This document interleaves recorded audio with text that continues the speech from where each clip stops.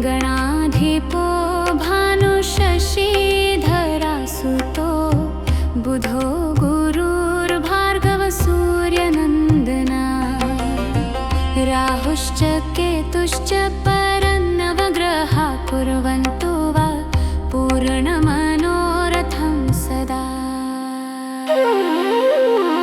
उपेन्द्र इन्द्रो वरुणो हुताशनस्त्रिविक्रमो भानुसखश्चतुर्भुजः गन्धर्वयक्षोरगसिद्धचारणा कुर्वन्तो वा पूर्णमनोरथं सदा।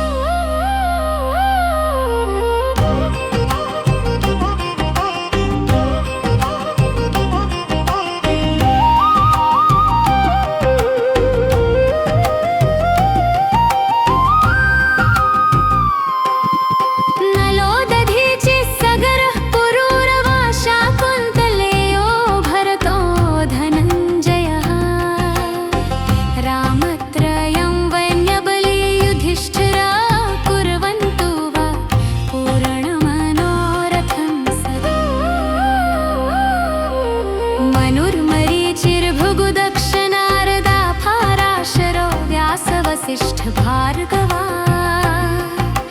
वाल्मीकि कुम्भोद्भव गर्ग गौतमा कुर्वन् को वा पूर्णमनोरथं सदा। रम्भा शची सत्यवती च देवकी गौरी च लक्ष्मीश्च दितिश्च रुक्मिणी कूर्मो गजेन्द्र सचराचराधरा कुर्वन्तो वा पूर्णमनोरथं सदा।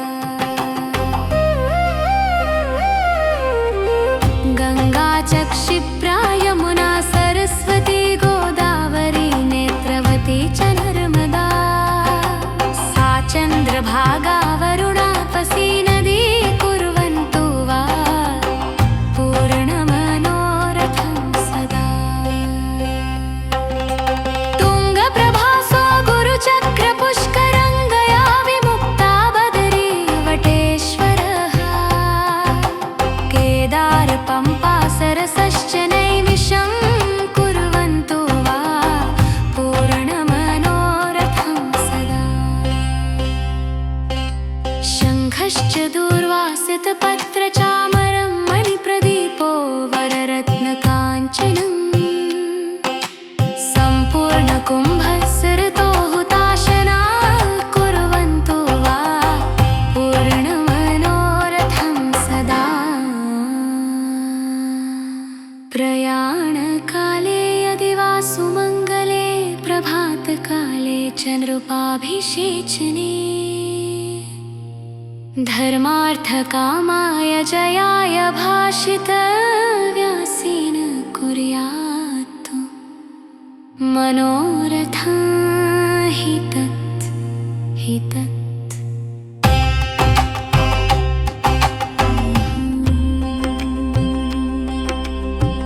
गणाधिपो भानुशशीधरासुतो बुधो गुरुर्भार्गव सूर्यनन्दना राहुश्च केतुश्च परन्नवग्रहा कुर्वन्तो वा पूर्णमनोरथं सदा। उपेन्द्र इन्द्रो वरुणो हुताशनस्त्रिविक्रमो भानुसखश्चतुर्भुजः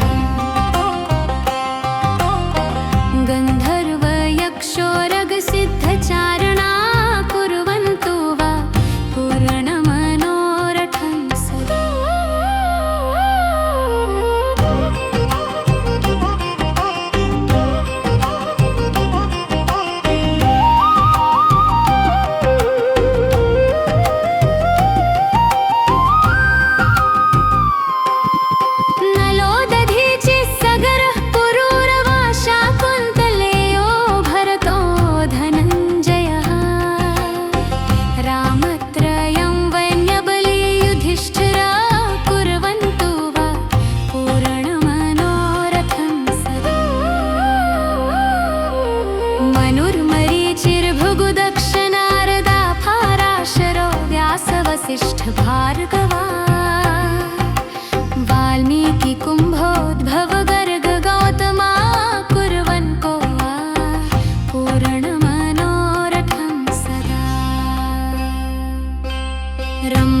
रम्भाशची सत्यवती च देवकी गौरी च लक्ष्मीश्च दितिश्च रुक्मिणी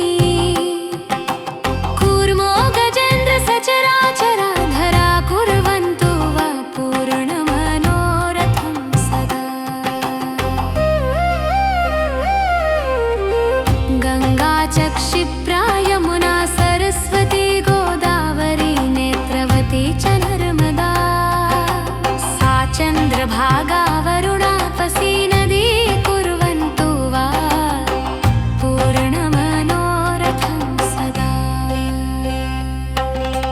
तुङ्गप्रभासो गुरुचक्रपुष्करङ्गया विमुक्ता बदरी वटेश्वरः केदारपम्पा सरसश्च नैमिषं कुर्वन्तु वा पूर्णमनोरथं सदा। शङ्खश्च दूर्वासितपत्रचामरं मणिप्रदीपो वररत्नकाञ्चनं सम्पूर्णकुम्भस्सृतो हुताशना कुर्वन्तु वा पूर्णमनोरथं सदा। प्रयाणकाले यदि वा सुमङ्गले प्रभातकाले च नृपाभिषेचने धर्मार्थकामाय जयाय भाषितव्यासेन कुर्यात् मनोरथं हि तत् हि तत्।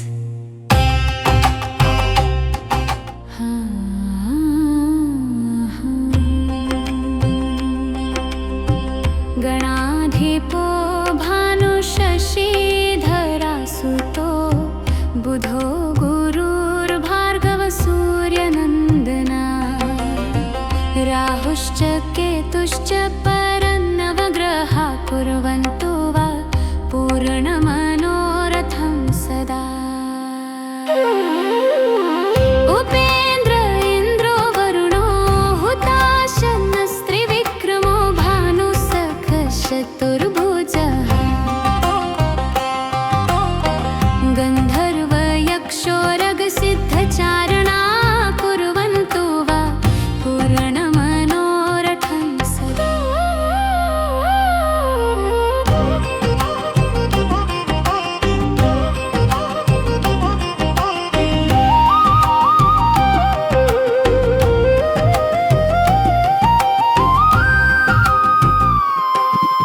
नलो दधीचिः सगरः पुरूरवा शाकुन्तलेयो भरतो धनञ्जयः रामत्रयं वैन्यबली युधिष्ठिरा कुर्वन्तु वा पूर्णमनोरथं सदा। मनुर्मरीचिर्भृगुदक्षनारदा पाराशरो व्यासवसिष्ठभार्गवा वाल्मीकि कुम्भोद्भव गर्ग गौतमा कुर्वन्तो वा पूर्णमनोरथं सदा।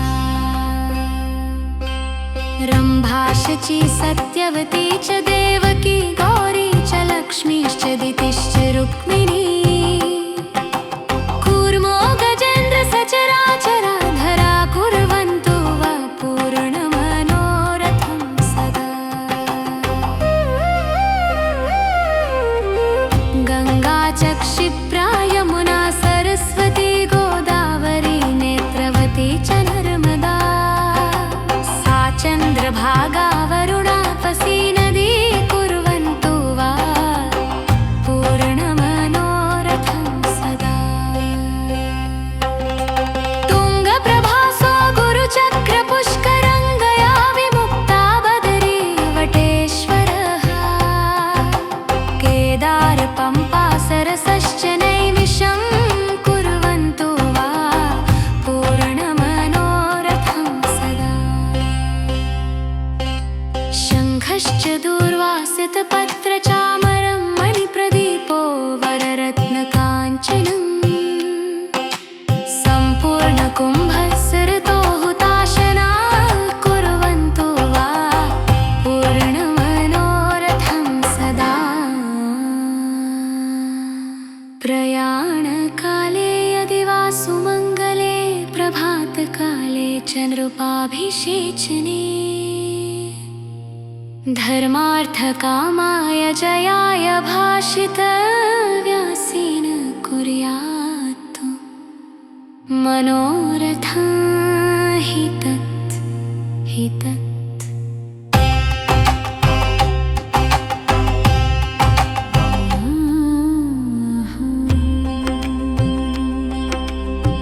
गणाधिपो भानुशशीधरासुतो बुधो गुरुर्भार्गवसूर्यनन्दना राहुश्च केतुश्च परन्नवग्रहा कुर्वन्तो वा पूर्णमनोरथं सदा। उपेन्द्र इन्द्रो वरुणो हुताशनस्त्रिविक्रमो भानुसखश्चतुर्भुजः गन्धर्वयक्षोरगसिद्धचारणा कुर्वन्तो वा पूर्णमनोरथं सदा।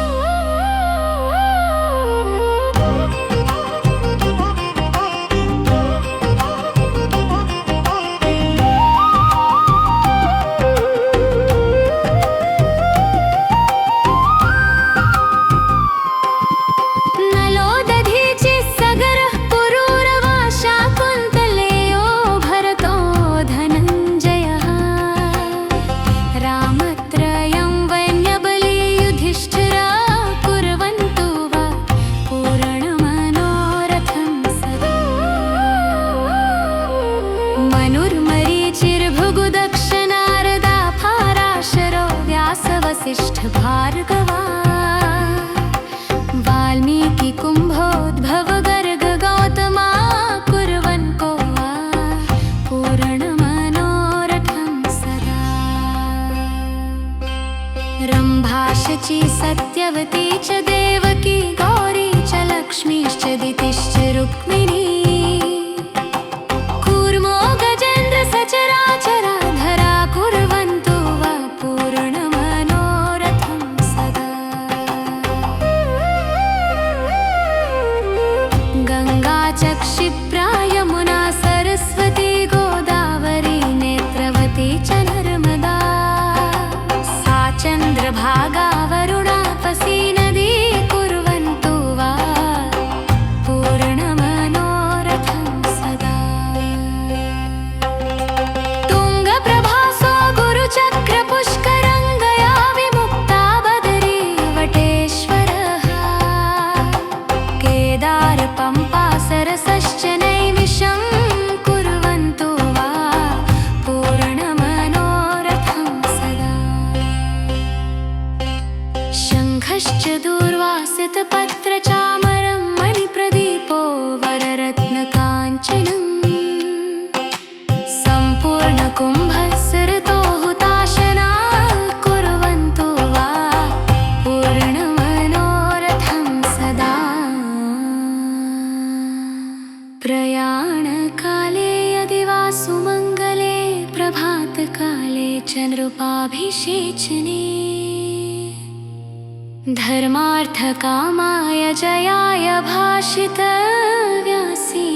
कुर्यात् मनोरथं हि तत् हि तत्।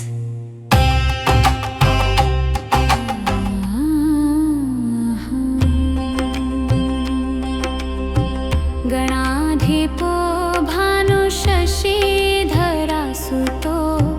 बुधो गुरुर्भार्गवसूर्यनन्दना राहुश्च केतुश्च परन्नवग्रहा कुर्वन्तो वा पूर्णमनोरथं सदा।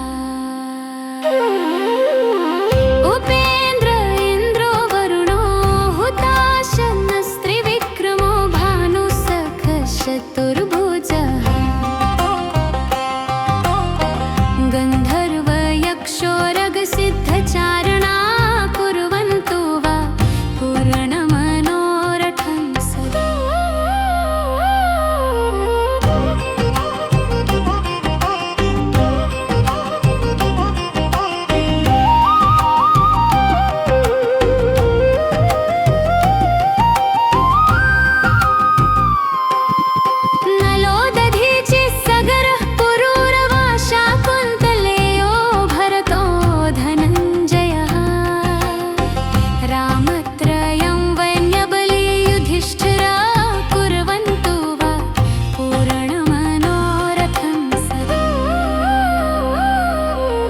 मनुर्मरीचिर्भृगुदक्ष नारदा पाराशरो व्यासवसिष्ठभार्गवा वाल्मीकि कुम्भोद्भव गर्ग गौतमा कुर्वन् को वा पूर्णमनोरथं सदा रम्भा शची सत्यवती च देवकी गौरी च लक्ष्मीश्च दितिश्च रुक्मिणी कूर्मो गजेन्द्र सचराचराधरा कुर्वन्तु वा पूर्णमनोरथं सदा गङ्गा च क्षिप्रा यमुना सरस्वती गोदावरी नेत्रवती च नर्मदा सा चन्द्रभागा वरुणापसी नदी कुर्वन्तु वा पूर्णमनोरथं सदा तुङ्गप्रभासो गुरुचक्रपुष्करङ्गया विमुक्ता बदरी वटेश्वरः केदार पम्पा सरसश्च नैमिषं कुर्वन्तु वा पूर्णमनोरथं सदा शङ्खश्च दूर्वासितपत्रचामरं मणिप्रदीपो वररत्नकाञ्चनं सम्पूर्णकुम्भस्सृतो हुताशना कुर्वन्तु वा पूर्णमनोरथं सदा प्रयाणकाले यदि वा सुमङ्गले प्रभातकाले च नृपाभिषेचने धर्मार्थकामाय जयाय भाषितव्यासेन कुर्यात् गणाधिपो भानुशशीधरासुतो बुधो गुरुर्भार्गव सूर्यनन्दना राहुश्च केतुश्च परन्नवग्रहा कुर्वन्तु वा पूर्णमनोरथं सदा उपेन्द्र इन्द्रो वरुणो हुताशनस्त्रिविक्रमो भानुसखश्चतुर्भुजः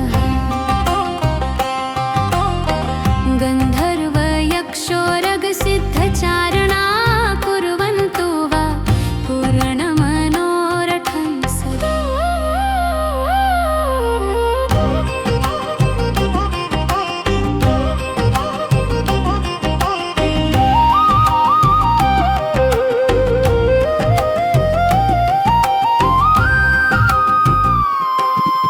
नलो दधीचिः सगरः पुरूरवा शाकुन्तलेयो भरतो धनञ्जयः रामत्रयं वैन्यबली युधिष्ठिरा कुर्वन्तु वा पूर्णमनोरथं सदा मनुर्मरीचिर्भृगुदक्ष नारदा पाराशरो व्यासवसिष्ठभार्गवा वाल्मीकि कुम्भोद्भव गर्ग गौतमा कुर्वन् को वा पूर्णमनोरथं सदा रम्भा शची सत्यवती च देवकी गौरी च लक्ष्मीश्च दितिश्च रुक्मिणी कूर्मो गजेन्द्र सचराचराधरा कुर्वन्तु वा पूर्णमनोरथं सदा गङ्गा च क्षिप्रा यमुना सरस्वती गोदावरी नेत्रवती च नर्मदा सा चन्द्रभागा वरुणापसी नदी कुर्वन्तु वा पूर्णमनोरथं सदा तुङ्गप्रभासो गुरुचक्रपुष्करङ्गया विमुक्ता बदरी वटेश्वरः केदार पम्पा सरसश्च नैमिषं कुर्वन्तु वा पूर्णमनोरथं सदा शङ्खश्च दूर्वासितपत्रचामरं मणिप्रदीपो वररत्नकाञ्चनं सम्पूर्णकुम्भस्सृतो हुताशना कुर्वन्तु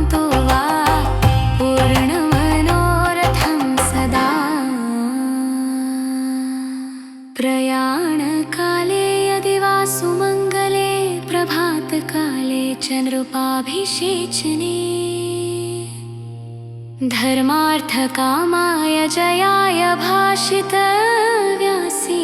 कुर्यात् मनोरथं हि तत्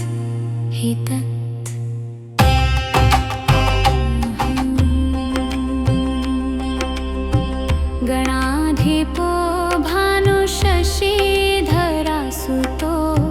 बुधो गुरुर्भार्गवः सूर्यनन्दना राहुश्च केतुश्च परन्नवग्रहाः कुर्वन्तु वा पूर्णमनोरथं सदा उपेन्द्र इन्द्रो वरुणो हुताशनस्त्रिविक्रमो भानुसखश्चतुर्भुजः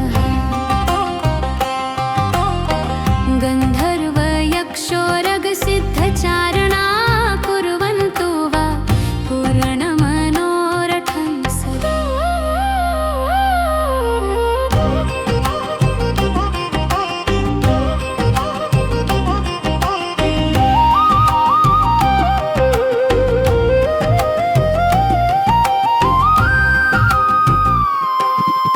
नलो दधीचि सगरः पुरूरवा शाकुन्तलेयो भरतो धनञ्जयः रामत्रयं वैन्यबली युधिष्ठिरा कुर्वन्तु वा पूर्णमनोरथं सदा मनुर्मरीचिर्भृगुदक्ष नारदा फाराशरो व्यासवसिष्ठभार्गवा वाल्मीकि कुम्भोद्भव गर्ग गौतमा कुर्वन्तो वा पूर्णमनोरथं सदा रम्भाशची सत्यवती च देवकी गौरी च लक्ष्मीश्च दितिश्च रुक्मिणी कूर्मो गजेन्द्र सचराचराधरा कुर्वन्तु वा पूर्णमनोरथं सदा गङ्गा च क्षिप्रा यमुना सरस्वती गोदावरी नेत्रवती च नर्मदा सा चन्द्रभागा वरुणापसी नदी कुर्वन्तु वा पूर्णमनोरथं सदा तुङ्गप्रभासो गुरुचक्रपुष्करङ्गया विमुक्ता बदरी वटेश्वरः केदार पम्पा सरसश्च नैमिषं कुर्वन्तु वा पूर्णमनोरथं सदा शङ्खश्च दूर्वासितपत्रचामरं मणिप्रदीपो वररत्नकाञ्चनं सम्पूर्णकुम्भस्सृतो हुताशना कुर्वन्तु वा पूर्णमनोरथं सदा प्रयाणकाले यदि वा सुमङ्गले प्रभातकाले च नृपाभिषेचने धर्मार्थकामाय जयाय भाषितव्यासेन कुर्यात् मनोरथं हि तत्